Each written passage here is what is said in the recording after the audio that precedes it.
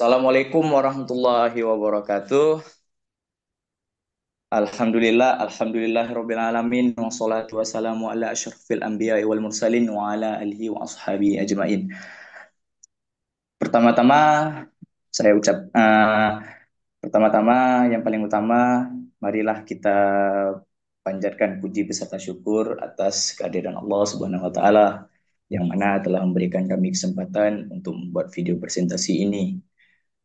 Dan kami juga berterima kasih kepada teman-teman semua yang telah berkenan hadir dan menonton video kami. Kami dari kelompok 2 akan mempresentasikan hasil dari proyek kami, yaitu tentang materi yang bernama akad istisna. Nah, sebelum kami melanjut kepada materi kami, izinkan kami memperkenalkan diri. Karena jika kita tak kenal maka tak sayang maka tak apa? Ya, betul sekali, tak cinta. Oke, terima kasih. Baiklah, perkenalkan nama saya Habib Pahlevi Salda sebagai moderator. Lalu masukkan Royco Dan teman saya yang bernama Muhammad Farel Akila, Muhammad Arif Rajwanullah, dan Muhammad Haikal Murtada Riyadi, serta yang terakhir yaitu Teguh Fatur Rahman Anwar. Nah, yang pertama yaitu pengertian dari akad istisna. Akad istisna merupakan akad jual beli dalam bentuk pemesanan pembuatan barang tertentu dengan kriteria dan persyaratan tertentu yang disepakati antara pemesan dan penjual. Yakni penjual akan menyiapkan barang yang dipesan sesuai dengan spesifikasi yang telah disepakati, di mana ia dapat menyiapkan sendiri atau melalui pihak lain. Skip rip. Karakteristik dari akad istisna. Barang pesanan harus memenuhi kriteria yang dimana sebagai berikut. Yang pertama yaitu memerlukan proses pembuatan, dan yang kedua sesuai dengan spesifikasi pemesanan, bukan produk massal. Dan yang terakhir diketahui karakteristiknya secara umum seperti jenis, spesifikasi, teknis, kualitas, dan kuantitasnya.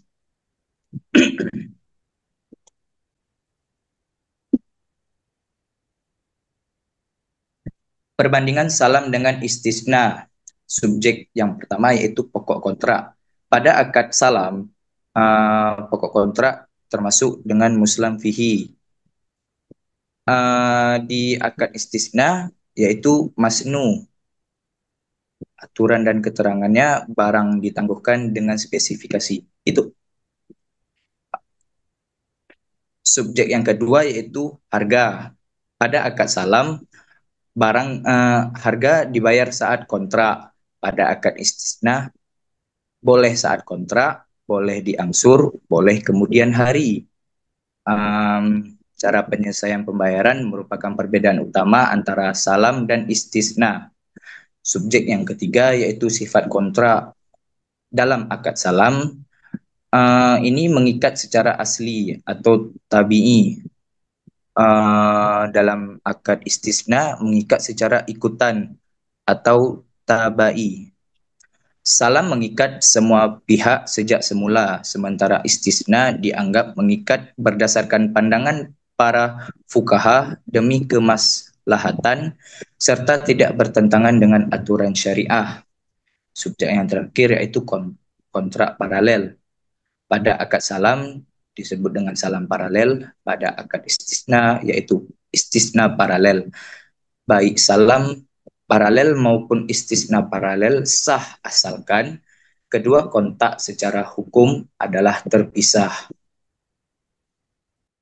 Yang selanjutnya yaitu jenis akad istisna. Yang pertama yaitu istisna biasa atau regular, transaksi langsung antara pembeli dengan produsen. Contohnya seperti seseorang memesan langsung pembuatan lemari kepada tukang kayu. Yang kedua yaitu istisna paralel, melibatkan tiga pihak, yaitu pembeli, perantara, dan produsen, terdiri dari dua akad. Contoh dari pembelian ini yaitu nasabah memesan rumah melalui bank syariah, kemudian bank menghubungi developer untuk membangun rumah tersebut.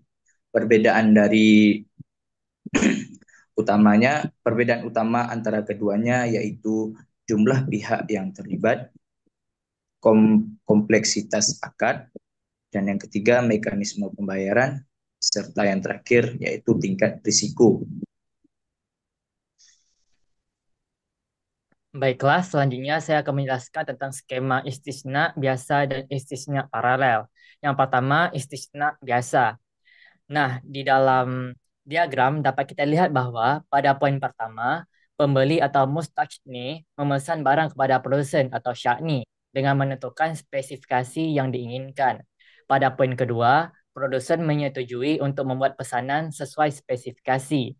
Pada poin ketiga, pembeli melakukan pembayaran, bisa di awal, cicilan, atau di akhir sesuai kesepakatan. Pada poin keempat, produsen membuat atau memproduksi barang pesanan.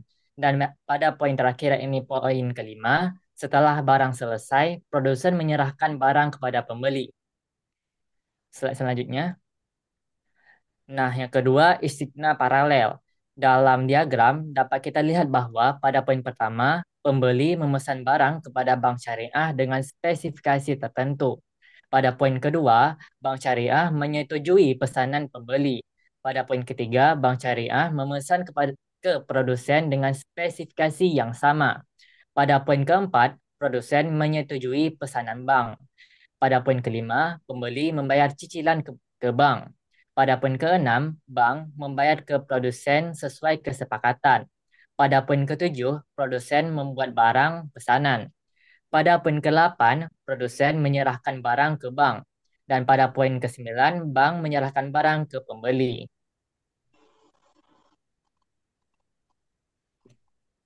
Selanjutnya, dasar syariah. Yang pertama dari Al-Quran. Hai orang-orang yang beriman, apabila kamu bermuamalah tidak secara tunai untuk waktu yang ditentukan, hendaklah kamu menuliskannya. Quran Surah Al-Baqarah ayat 282. Yang kedua dari hadis dari Suhaib dari Allahu anhu bahwa Rasulullah Shallallahu Alaihi Wasallam bersabda, tiga hal yang di dalamnya terdapat keberkahan, jual beli secara tangguh, mukadarah atau mudarabah, dan mencampur gandum dengan tepung untuk keperluan rumah, bukan untuk dijual. Hadis riwayat Ibnu Majah. Yang ketiga dari ijma. Para ulama telah sepakat atas kebolehan akad istisna berdasarkan praktik yang telah berlangsung sejak sejak masa Nabi Muhammad SAW, di mana beliau pernah memesan dibuatkan cincin dan mimbar masjid. Praktik ini berlanjut hingga generasi-generasi setelahnya tanpa ada ulama yang mengingkarinya. Yang keempat, fatwa SNMUI nomor nomor 6 DSN MUI garis miring 4 garis miring 2000 tentang jual beli istisna juga menjadi landasan hukum positif di Indonesia yang menegaskan kebolehan transaksi istisna dengan ketentuan yang sesuai syariah. Selanjutnya rukun istisna. Yang pertama al-aqidain atau dua pihak yang berakad di mana terdapat mustasni atau pembeli dan pemesan, dan yang kedua syakni atau penjual dan pembuat. Yang kedua mahallul aq atau objek akad yakni masnu barang yang dipesan dan saman harga barang. Yang ketiga syighat atau ijab dan kabul di mana ijab dan dari mustaqni atau pernyataan pemesanan dan kabul dari syakni atau pernyataan kesediaan membuat. Yang keempat, maudu al-aq, tujuan akad, yakni pembuatan barang yang dipesan dan pembayaran harga yang disepakati.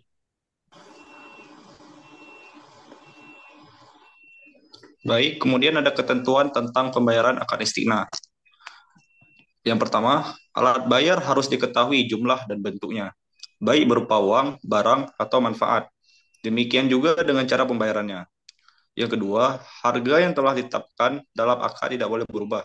Akan tetapi, apabila setelah akad ditandatangani, pembeli mengubah spesifikasi dalam akad, maka penambahan biaya akibat perubahan ini menjadi tanggung jawab pembeli. Yang ketiga, pembayaran dilakukan sesuai kesepakatan. Yang keempat, pembayaran tidak boleh berupa pembebasan utang.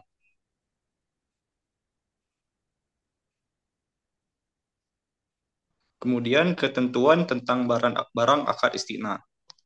Yang pertama, harus jelas spesifikasinya, baik jenis, ukuran, dan mutu. Yang kedua, penyerahannya dilakukan kemudian setelah akad istisna terjadi. Yang ketiga, waktu dan penyerahan barang harus ditetapkan berdasarkan kesepakatan. Yang keempat, pembeli tidak boleh menjual barang sebelum menerimanya. Yang kelima, tidak boleh menukar barang kecuali dengan barang sejenis sesuai kesepakatannya. Yang keenam, dalam hal terdapat cacat atau barang tidak sesuai dengan kesepakatan, pemesan memiliki hak khiar atau hak memilih untuk melanjutkan atau membatalkan akad. Kemudian terakhir, dalam hal pesanan, sudah dikerjakan sesuai dengan kesepakatan hukum yang mengikat. Tidak boleh dibatalkan sehingga penjual tidak dirugikan karena ia telah menjalankan kewajibannya sesuai kesepakatan.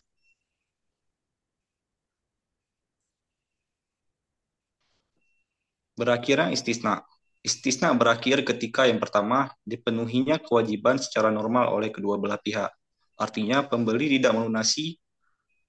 telah melunasi seluruh pembayaran dan produsen telah menyerahkan barang sesuai spesifikasi yang telah disepakati. Yang kedua, persetujuan bersama kedua belah pihak untuk menghentikan kontrak. Artinya, kedua pihak secara sukarela tanpa paksaan sepakat mengakhiri akad istiqnah dan menyelesaikan hak dan kewajiban yang disepakati bersama. Kemudian terakhir, pembatalan hukum kontrak. Artinya terjadi pelanggaran syarat-syarat akad, ditemukan cacat atau ketidaksesuaian yang fatal, adanya keputusan pengadilan yang membatalkan, atau salah satu pihak tidak mampu memenuhi. Kemudian akuntansi untuk penjual. Biaya perolehan istiqnah terdiri dari yang pertama, biaya langsung, yaitu bahan baku tenaga kerja langsung untuk membuat barang pesanan atau tagihan produsen pada entitas untuk istiqnah paralel. Yang kedua, biaya tidak langsung. Biaya tidak langsung adalah biaya overhead termasuk biaya akad dan pra-akad. Yang ketiga, khusus untuk istiqnah paralel, seluruh biaya akibat produsen atau kontraktor tidak dapat memenuhi kewajiban jika ada. Kemudian ada cara pencatatan untuk akuntansi penjual. Biaya perolehan atau pengeluaran selama pembangunan atau tagihan yang diterima dari produsen atau kontraktor diakui sebagai aset istisna dalam penyelesaiannya. Jurnalnya yaitu aset istisna dalam penyelesaian di debit dan persediaan kas, utang, dan lain sebagainya di kredit. Untuk akun yang dikredit akan tergantung apa yang digunakan oleh perusahaan untuk memenuhi kewajiban akad tersebut.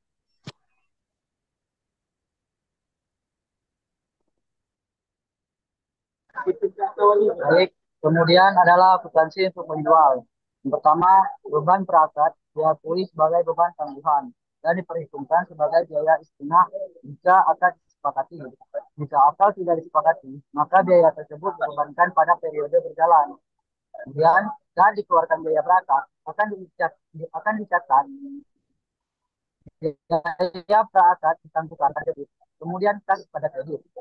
Kemudian jika akan disepakati, maka dicatat beban istinah pada debit, kemudian biaya praakad ditangguhkan pada kredit.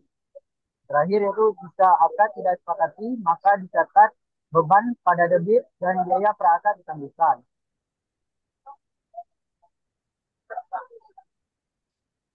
Kemudian jika pembeli melakukan pembayaran sebelum tanggal jatuh tempo dan penjual memberikan potongan, maka potongan tersebut sebagai pengurang pendapatan. Pengakuan pendapatan dapat diakui dengan dua metode. Itu pertama, metode persentase penyelesaian. Merupakan sistem pengakuan pendapatan yang dilakukan seiring dengan proses penyelesaian berdasarkan akad istiqnah. Kedua, metode akad selesai adalah sistem pengakuan pendapatan yang dilakukan ketika proses penyelesaian pekerjaan telah dilakukan. Untuk metode presentase penyelesaian, nilai akad yang sebanding dengan pekerjaan yang telah diselesaikan diakui sebagai pendapatan istiqnah pada periode yang bersangkutan. Pendapatan diakui berdasar presentase akad yang telah diselesaikan. Biasanya menggunakan data presentase pengeluaran, biaya yang dilakukan dibandingkan dengan total biaya. Kemudian presentase tersebut dikalikan dengan nilai akad. Margin keuntungan juga diakui berdasarkan cara yang sama dengan pendapatan.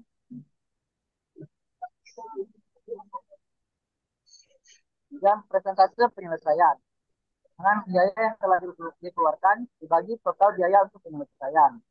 Pengakuan pendapatan sama dengan persentase penyelesaian dikali nilai akad. Pengakuan margin sama dengan persentase penyelesaian dikali nilai margin, di mana nilai margin tersebut adalah nilai akad dikurang total biaya. Itu pengakuan pendapatan di tahun-tahun berikutnya. Jika lebih dari 1 tahun, pendapatan tahun berjalan, kemudian pendapatan diakui sampai dengan saat ini, kurang pendapatan yang telah diakui. Bagian margin, keuntungan yang bila diakui sama periode pelaporan, ditambahkan kepada aset istinad dalam penyelesaian. Jurnal untuk pengakuan pendapatan dan margin keuntungan adalah aset istinad dalam penyelesaian margin keuntungan pada debit, beban istinad, biaya yang telah dikeluarkan, kemudian pendapatan istinad, pendapatan yang harus diakui periode berjalan pada kredit.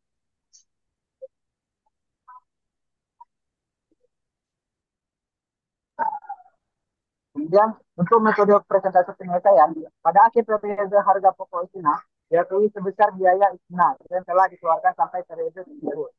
Untuk metode akan selesai tidak ada pengakuan pendapatan, harga pokok, keuntungan sampai dengan pekerjaan yang telah dilakukan. Sehingga pendapatan diakui pada periode di mana pekerjaan telah dilakukan.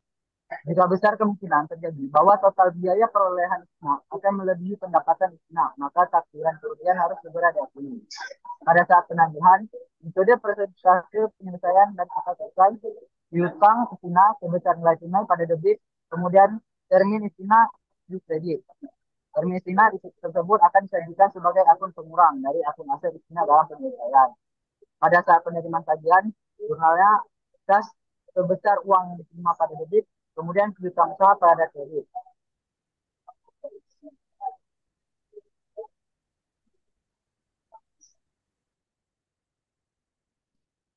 Baik, kemudian akuntansi untuk penjual. Jika akad istisna dilakukan dengan pembayaran tangguh, maka pengakuan pendapatan dibagi menjadi 2 bagian. Pertama, margin keuntungan. Pembuatan barang pesanan yang dihitung apabila istisna dilakukan tunai akan diakui sebagai persentase penyelesaian. Di awal kita taruh debit aset istisna dalam penyelesaian margin keuntungan. Lalu beban istisna di debit. Kemudian mengkreditkan pendapatan istisna, itu pendapatan yang harus diakui pada periode berjalan. Selisih antara nilai akad dan nilai tunai pada saat penyerahan diakui selama periode penelunasan secara proporsional sesuai dengan pembayaran.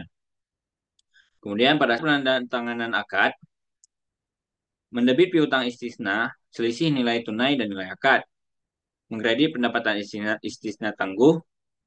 Kemudian pada saat pembayaran dan pengakuan pendapatan selesai nilai, mendebit pendapatan istisna tangguh secara proporsional, kemudian mengkredit pendapatan akad istisna, mendebit lagi piutang istisna, yaitu kas yang diterima, kemudian mengkredit kas. Akuntansi untuk penjual. Penjual menyajikan dalam laporan keuangan hal-hal sebagai berikut. Piutang istisna yang berasal dari transaksi istisna sebesar jumlah yang belum dilunasi oleh pembeli akhir. Termin istisna yang berasal dari transaksi istisna sebesar jumlah tagihan cermin penjual kepada pembeli akhir. Pengungkapan. Penjual mengungkapkan transaksi istisna dalam laporan keuangan tetapi tidak terbatas pada pertama metode akuntansi yang digunakan dalam pengukuran pendapatan kontrak istisna.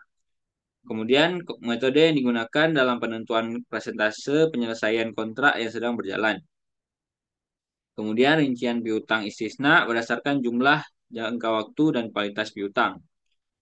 Pengungkapan yang diperlukan sesuai PSAK nomor 11 tentang penyajian laporan keuangan syariah. Kemudian ada akuntansi untuk pembeli.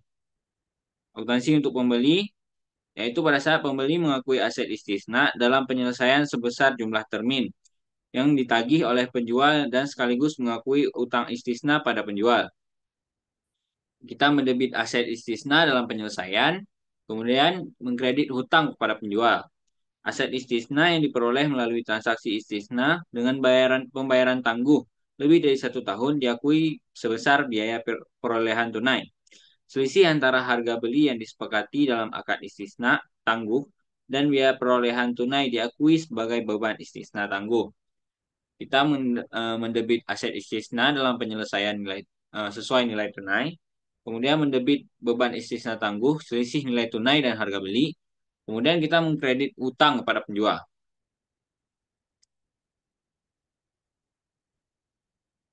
Beban istisna tangguhan diamortisasi secara proporsional sesuai dengan porsi pelunasan utang istisna. Mendebit utang istisna, kemudian kita mengkredit beban istisna tangguh. Jika barang pesanan terlambat diserahkan, karena kelalaian atau kesalahan penjual mengakibatkan kerugian pembeli, maka kerugian tersebut dikurangkan dari garansi penyelesaian proyek yang telah diserahkan penjual. Jika kerugian itu lebih besar dari garansi, maka selisihnya diakui sebagai piutang jatuh tempo pada penjual dan jika diperlukan, dibentuk penyisihan kerugian piutang, yaitu kita mendebitkan piutang jatuh tempo kepada penjual, kemudian mengkredit kerugian aset istisna. Setelah sebelumnya pembeli mengakui adanya kerugian, jika pembeli menolak menerima barang pesanan karena tidak sesuai dengan spesifikasi dan tidak memperoleh kembali seluruh jumlah uang yang telah dibayarkan kepada penjual, maka jumlah yang belum diperoleh kembali diakui sebagai piutang jatuh tempo kepada penjual. Dan jika diperlukan, dibentuk penyisihan kerugian piutang. Kita mendebit piutang jatuh tempo kepada penjual, kemudian mengkredit aset istisna dalam penyelesaian. Jika pembeli menerima barang pesanan yang tidak sesuai dengan spesifikasi, maka barang pesanan tersebut diukur dengan nilai yang lebih rendah antara nilai wajar dan biaya perolehan. Selisih yang terjadi diakui sebagai kerugian pada periode berjalan. Kita mendebit aset istisna dalam penyelesaian, yaitu sesuai nilai wajar, yaitu kemudian mendebit kerugian, serta mengkredit aset istisna dalam penyelesaian sesuai biaya perolehan. Akuntansi untuk pembeli selanjutnya ada penyajian. Pada penyajian, pembeli menyajikan dalam laporan keuangan hal-hal sebagai berikut. Utang istisna sebesar tagihan dari produsen atau kontraktor yang belum dilunasi. Aset istisna dalam penyelesaian sebesar 1, persentase penyelesaian dari nilai kontrak penjual kepada pembeli akhir jika istisna paralel. 2, kapitalisasi biaya perolehan jika istisna. Kemudian pengungkapan. Pembeli mengungkapkan transaksi istisna dalam laporan keuangan tetapi tidak terbatas pada rincian utang istisna berdasarkan jumlah dan jangka waktu, pengungkapan yang diperlukan oleh sesuai PSAK nomor 111 tentang penyajian laporan keuangan syariah. Kemudian saya akan kembalikan lagi kepada moderator. Baik, terima kasih kepada teman-teman semua yang telah menjelaskan tentang materi akad istisna. Jadi kesimpulan yang kami ambil dalam materi yang kami sampaikan ini yaitu akad istisna adalah salah satu instrumen penting dalam ekonomi syariah yang digunakan untuk mengatur transaksi jual beli objek yang belum ada atau belum terbentuk. Dalam akad ini, penjual sepakat untuk membuat atau memproduksi barang sesuai dengan pesanan pemesan. Untuk menjalankan akad istisna ini dengan sah, harus memenuhi rukun dan syarat-syarat yang telah dijelaskan sebelumnya. Dengan memahami konsep akad istisna, kita dapat menerapkan dalam berbagai sektor ekonomi dan memiliki peran penting dalam pembangunan ekonomi syariah yang berkelanjutan. Baik, sekian dari kelompok kami. Terima kasih kepada teman-teman semua yang telah menyempatkan diri untuk melihat video presentasi dari kelompok kami. Apabila ada salah kata dari kami mohon maaf karena kesalahan berasal dari kami dan kesempurnaan hanyalah milik Allah Subhanahu wa taala. Sekian dari kami ucapkan wabillahi taufiq wal hidayah. Wassalamualaikum warahmatullahi wabarakatuh.